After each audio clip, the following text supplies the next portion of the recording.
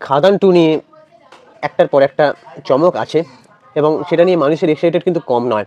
So আমি আগেও কালকে ভিডিও বানিয়েছিলাম যে খাদান 2-তে কি শুভশ্রী গাঙ্গুলি থাকবে না কোয়েল মল্লিক, এবং সেটা সেই ভিডিওগুলো তোমরা চ্যানেলে গিয়ে দেখে আসতে পারো। তবে একটা খবর পাওয়া গেছে নির্মাতার তরফ থেকে, খাদান কবে আসবে সেটা জানিয়ে দিয়েছে। এবং হ্যাঁ, পুরোটা এই ভিডিওর মাধ্যমে আমি আলোচনা করবো, বেশি ভিডিওটা বড় করবো না। তোমরা প্লিজ চ্যানেলটাকে সাবস্ক্রাইব করে দাও, ভিডিওতে একটা লাইক দাও। দেখো দেবদা তো একটার পর একটা চমক আনছে, সেটা হচ্ছে 49তম ছবি প্রজাপতি 2 অলরেডি মানে 7 দিনে 3.5 কোটি টাকার কাছাকাছি ব্যবসা করেছি। তো দেবদা জানিয়েছিল যে এই ছবি নাকি 10 কোটি টাকার উপরে ব্যবসা করবে। এবার এখনো 10 কোটির গন্ডি ছুটে অনেকটা বাকি। সো শেষ পর্যন্ত ওভারঅল কালেকশন মানে 10 কোটি কি বিট 10 কোটির উপরে যেতে পারে কিনা, মানে এই ছবির প্রজাপতি 2 ছবির বাজেটটা হচ্ছে 7 কোটি টাকা। তো এই 7 কোটি টাকাকে বিট করে টপকে যেতে পারে কিনা সেটা অবশ্য সময়ই বলবে এবং আমাদের সময়ের অপেক্ষা। আর খাদান 2 নিয়ে যখন কথা বলছি, তাহলে খাদান 2-তে আমি বলে রাখি, খাদানে একটার পর একটা চমক এবং মানুষের এক্সাইটেড কম না। আমি আগেও বলেছি যে এই ছবির পরিচালক যে চিত্রনাট্যকার, তাকে সবাই যেখানেই দেখতে পায় জিজ্ঞেস করে যে খাদান 2 কবে লেখা হচ্ছে। এমনকি আমিও দি একাডেমি অফ ফাইন আর্টসের প্রিমিয়ারে যখন গেছিলাম, সেই পরিচালককে দেখতে পেয়েছি, তখন আমি নিজেও কোশ্চেনটা করেছি যে খাদান 2 চিত্রনাট্য কতদূর লেখা আপনার তৈরি। সে বলছে চেষ্টা চলছে, লেখা চলছে, এখনো কিছু হয়নি, ফাইনাল জানানো হবে। একই প্রশ্ন আমাকে সবাই করে। তো মানে সে কিভাবে মানে খাদানটা সময়ের আগে কিছু হয় না, মানে মানুষের মধ্যে কিভাবে সারা জাগিয়েছে যে মানুষ যখনই তাকে দেখতে পাচ্ছে তখনই তাকে এই কথাটা জিজ্ঞেস করছে যে কবে খাদান 2 লেখা কাজ তৈরি হবে। এরকম কিছু জন পরিচালকের মধ্যে দেখা যায়। ঠিক আছে, এবারে দেবতো এবার 50তম ছবি, তার নাকি বাইক অ্যাম্বুলেন্স দাদা আসতে চলেছে। আমি আগেও বলেছিলাম যে করিমুল হকের জীবনী নিয়ে এই ছবিটা, এবং সেই 50তম ছবিটা যাতে স্মরণীয় হয় সেটাই একটা প্রমিসিং ক্যারেক্টার সে আনতে চলেছে। আর এই ছবিটাকে অনেকে সাপোর্ট করছে, আমিও সাপোর্ট না করে পারলাম না। বঙ্গাই দা কিরণ দত্ত, সে যদি সাপোর্ট করতে পারে তাহলে আমরা কেন করবো না। সেও বলেছে যে খিল্লি করবো, কিন্তু এই এরকম প্রমিসিং ক্যারেক্টারকে অবশ্যই আমরা সাপোর্ট করবো এরকম প্রমিসিং ছবি আনার জন্য। এবারে সে যে ঘাটাল মাস্টার প্ল্যান করছে না, বা ঘাটাল মাস্টার প্ল্যান তার একার দ্বারা সম্ভব নয় কিনা, সেটা তো আমাদের অত জাজ করার বিষয় নয়, তাই না? তবে আমি চাইবো একজন সিনে ব্যক্তিত্ব হিসেবে এগিয়ে যাক, কিন্তু একজন রাজনৈতিক সমর্থক হিসেবে দেবদাকে আমি কখনোই সমর্থন করি না। আর সেসব নিয়ে বলার মতন কিছু আমার জানা নেই, ঠিক আছে, ভাষা নেই। আমি সিনেমা নিয়েই কথা বলবো, সিনেমা নিয়েই কথা বলতে ভালোবাসি।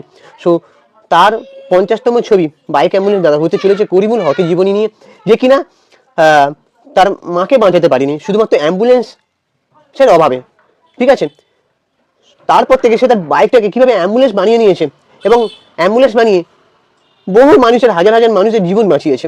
ঠিক আছে, সেই বাইকটাকে অ্যাম্বুলেন্স বানিয়ে কিভাবে তাদের হসপিটালের দোরগোড়ায় পর্যন্ত পৌঁছে দিয়েছে, সেটা দৃষ্টান্ত কিন্তু মানে খুবই উল্লেখযোগ্য।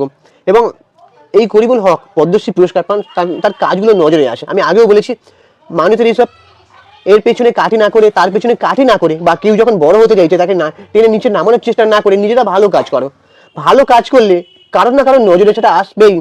ঠিক আছে, নিজেরা ভালো কাজ করো, একে অপরের প্রতি হিংসা না করে। এই জিনিসগুলো আমরা দেখি প্রত্যেকটা ফ্যামিলিতে আছে হিংসা, প্রত্যেকটা ইন্ডাস্ট্রিতে হিংসা। কেউ ভালো কাজ করুক তাকে টেনে নিচে নামানোর চেষ্টা, তার পেছনে কুৎসা রটানো, তার নামে পিছনে খারাপ বলা, এইসবগুলো চলতেই থাকে।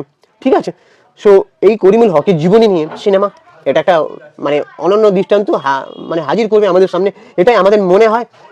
এবারে দেবের 51তম ছবি, এই 51তম ছবিটা আবার সে অ্যানাউন্সমেন্ট করেছে নাকি শুভশ্রীর সাথে হতে চলেছে।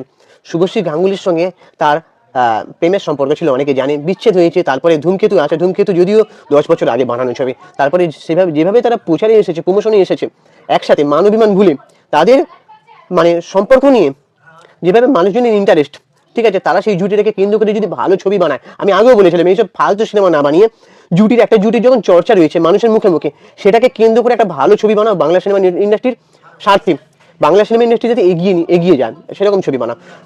আমি আগেও বলেছি তারা ধূমকেতু বানিয়েছে, আমার ধূমকেতু ছবিটা ব্যক্তিগতভাবে আমার অতটা ভালো লাগেনি।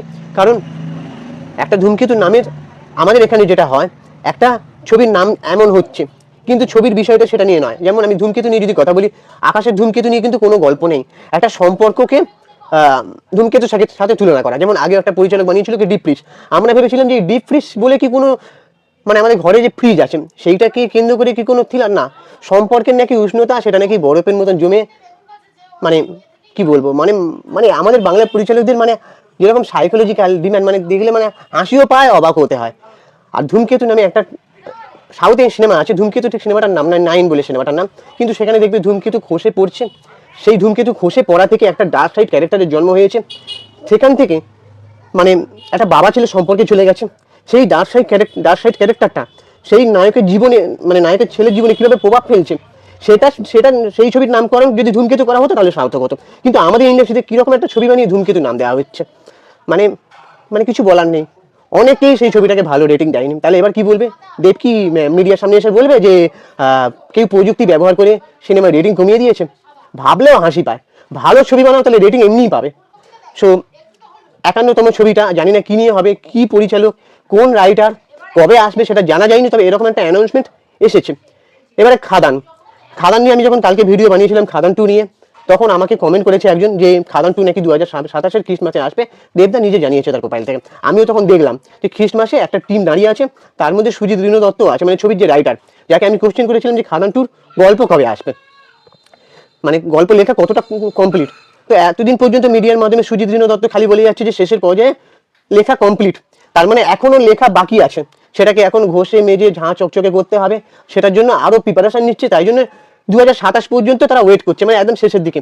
আমার মতে এটাই মনে হয়, এটাই বেটার যে একটা ছবিকে ধীরে সুস্থে ভালোভাবে বানাও, তাড়াহুড়ো না করাই বেটার। তাড়াহুড়ো করতে গেলেই জগা খিচুড়ি, আর এটাই সব মানে কি বলবো, জগা খিচুড়ি বানাতে গিয়ে জল ঢেলে দেয়। তো এরকম নিরাশ না হওয়াই ভালো, ভালো ছবি বানানোর দিকেই মনোযোগ দেওয়াটা ভালো। আজকাল বাংলা ইন্ডাস্ট্রিতে যা হচ্ছে, কেউ স্ক্রিনিং কমিটি গঠন করছে, আদৌ সেই স্ক্রিনিং কমিটি অন্য কোনো ইন্ডাস্ট্রিতে আছে কি না সেটা আমার জানা নেই, যে রিভিউয়াররা বাংলা ইন্ডাস্ট্রিকে সাপোর্ট করে আমাদেরকে বলতে হচ্ছে, ঠিক আছে? সো এই যে খাদান 2, এটাই বলার আসল কথাটাই, মানে যেটাই বলার আমার, যে খাদান 2 2027-এর খ্রিস্টমাসে আসতে চলেছে, সে ফাইনাল জানিয়ে দিয়েছে। এবার সেই হিসেবে তারা প্রিপারেশন নেবে, সেই হিসেবে তারা প্রজেক্টটাকে লক করেছে। তো আশা করি ভালো হবে, দেখা যাক কি হয়। তো এটাই হচ্ছে আজকের এপিসোড। এবার তোমাদের কি মনে হয় তোমরা অবশ্যই কমেন্ট বক্সে জানাও, ভিডিওটাতে একটা লাইক করে দাও, আমার চ্যানেলটাকে সাবস্ক্রাইব করে দাও। আমি ইনস্টাগ্রামে রয়েছি চিঙ্কি বাবু 253, ওখানে গিয়ে ফলো করে দাও। টাটা, দেখা হচ্ছে পরের ভিডিওতে, ভালো থেকো সবাই।